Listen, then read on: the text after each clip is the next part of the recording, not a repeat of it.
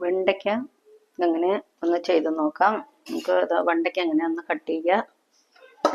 Gas കത്തിക്കുക, ഒരു ചീനച്ചട്ടി വെച്ചിട്ട് ഗ്യാസ് കത്തിക്കുക. എന്നിട്ട് വെണ്ടയ്ക്ക അതിലോട്ട് ഇട്ട് കൊടുക്കാം. ഇതിനെ നന്നായിട്ടൊന്ന് വറുത്ത ശേഷം നമുക്കൊന്ന് മുളക് പൊടി മല്ലിപ്പൊടിയൊക്കെ ഒന്ന് ഇട്ട് കൊടുക്കാം. ഇതിലേക്ക് കുറച്ച് എണ്ണ ഒഴിച്ചു കൊടുക്കാം. കുറച്ച് എണ്ണ ഒഴിച്ചു കൊടുക്കാം. ഉപ്പിടാം, ആവശ്യത്തിനുള്ള ഉപ്പിട്ട് കൊടുക്കാം. കുറച്ച് മഞ്ഞൾപ്പൊടി ഇട്ട് കൊടുക്കാം.